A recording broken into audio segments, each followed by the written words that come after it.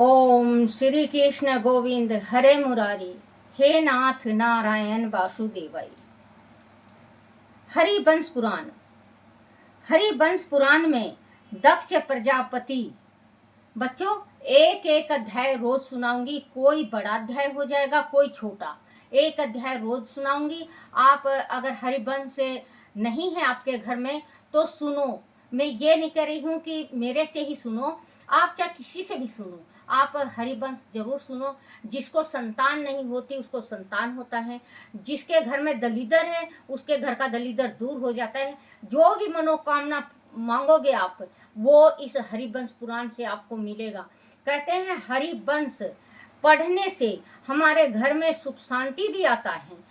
और जो कुंवारी लड़की है या लड़का है, अगर दिल से पूरा हरिवंश संपट करके, ये हरिवंश संपट करके पढ़ के और पीला कपड़े में लपेट के और ऊपर से केला और लड्डू, बूंदी का लड्डू अगर आप दान करते हो ब्राह्मण को, तो आपको घर भर और पुरुष को पत्नी और लड़की को, कन्या को वर जरूर प्राप्त होगा। आप ये जरूर पढ़ो। और बच्चों, अगर अच्छा लगे, जैसे मैं पढ़ रही हूँ, तो अगर आपको अच्छा हरिवंश पुराण लगता है या भागवत सार में पढ़ रही हूँ, भागवत सार लगता है, तो आप सुनो और फॉलो करो, लाइक करो और कमेंट करो। कमेंट करके आप जरूर बताया करो बच्चों, कमेंट जरूर करके बताया करो कि दादी यहाँ पे आप गलती है। बच्चों देखो, पहले भी मैंने कहा था मैं 95% जली हुई हूँ, मेरा जबान भी जला हुआ है और मैं बिल्कुल अंगूठा छाप हूँ। ये मुझे भगवान ने ज्ञान दे रखा है तो मैं आप तक लाती हूँ, नहीं तो मैं बिल्कुल अनपढ़ हूँ। क्योंकि कहते हैं भक्ति में बहुत शक्ति होता है। मैं भगवान से बस एक पूजा करती, मैं तो यही मांगा करती है, प्रभु मुझे ये ऐसा तो दे दो कि जो मैं आपका कुछ रामायण पढ़ लूँ, भागवत पढ़ लूँ, कुछ ज्ञान का बात सीख जाऊँ मैं। क्योंकि कहते हैं ओले भोले राम सोले, तो भगवान ने ये थोड़ा सा मुझे ज्ञान दिया तो मैं आप तक लाती हूँ। आप जरूर सुना करो और पढ़ा करो, क्योंकि हरिवंश पुराण पढ़ने से बच्चों हमारी तो मुक्ति होगी, हमारी मुक्ति होगी। जिसकी आयु कम है उसकी आयु बढ़ेगी। और अगर हम भगवान के दरबार में जिस टाइम जाते हैं तो हमें मोक्ष मिलता है। तो हरिवंश अपने जीवन में 21 दफ़े पूरा संपट पाठ 21 दफ़े जरूर करना चाहिए। एक एक अध्याय रोज करो। जीवन बहुत लंबी है बच्चों, कोई तो 100 तक टप जाता है। तो उम्र का कोई पता नहीं, जिंदगी का कोई पता नहीं कि किस टाइम फूक निकल जाए और किस टाइम हम परमात्मा के दरबार में चले जाएं। तो आप हरिवंश जरूर पढ़ो। हरिवंश का मैं एक एक अध्याय, थोड़ा थोड़ा अध्याय होता है इसमें, कोई कोई बड़ा आ जाता है, तो मैं रोज सुनाऊंगी। आप मन लगा के सुनो बच्चों, आपका मनोकामना जरूर पूर्ण होगा। दक्ष प्रजापति। हरिवंश पुराण में दक्ष प्रजापति, हे राजन, प्रचेताओं ने महर्षि के गर्भ से दक्ष प्रजापति को उत्पन्न किया। दक्ष प्रजापति ने चंद्र वंश की वृद्धि करने वाले अनेक पुत्र को, दो वह 4 पैरों वाले प्राणियों को, अनेक जीवों को तथा अनेक कन्याओं को उत्पन्न किया। उन कन्याओं में से 10 धर्म के साथ, 13 कश्यप के साथ, 28 चंद्रमा के साथ, 1 कामदेव तथा 1 शिव के साथ शादी हुई। उनकी शादी हुई, ब्याही गई। उन कन्याओं से देवता, दानव, दैत्य, असुर, नाग, गंधर्व, पक्षी, गो, पशु आदि अनेक प्रकार की संतानें उत्पन्न हुई। और तभी से मैथुनिक सृष्टि स्त्री व पुरुष द्वारा संभोग करने से का आरंभ हुआ। इससे पूर्व की सृष्टि मन द्वारा संकल्प लेने से पुत्र या पुत्रियां प्राप्त हुआ करती। तो बच्चों, आप देखना कि पहले के जितने भी थे ज्यादातर पुत्र ही हुए, क्योंकि मन जैसा सोचता है वैसा चीज होता है।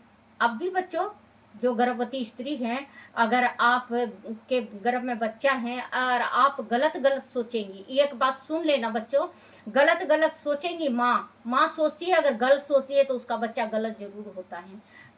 बड़ा होके हो छोटेपन से ही शरारती हो जाता है। तो अच्छी अच्छी चीज़ें सुना करो, और अगर आप पढ़ सकती हो तो 5-10 मिनट के वास्ते भगवान के चरणों में आप बैठ जाओ और गीता का अध्याय सुनाओ, क्योंकि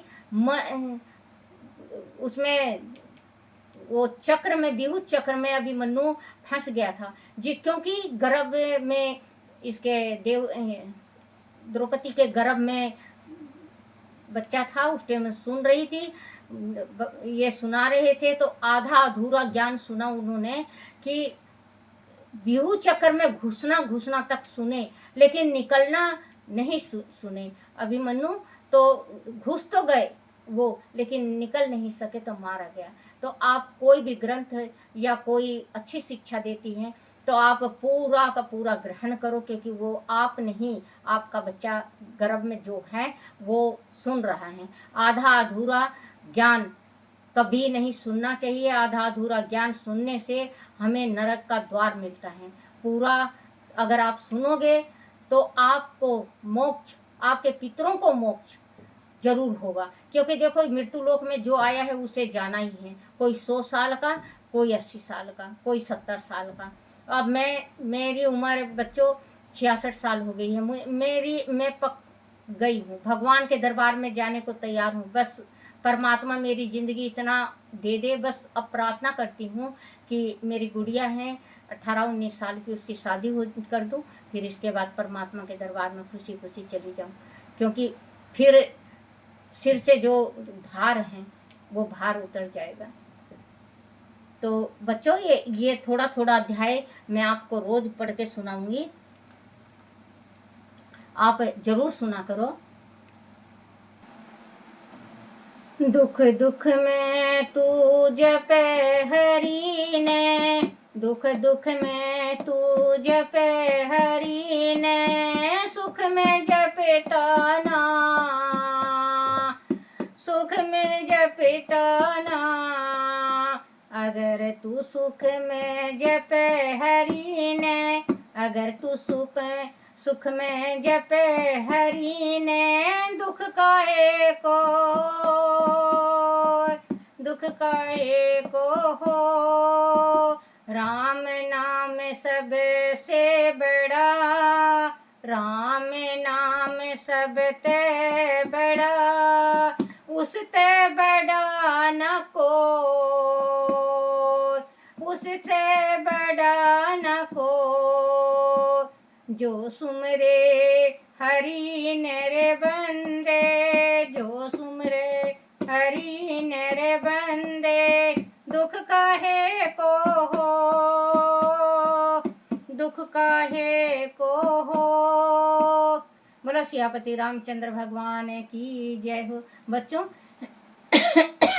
सॉरी, जैसे मैं जली हुई हूँ, जो मेरे गर्दन में नली चढ़ी हुई है बच्चों, ये नकली है।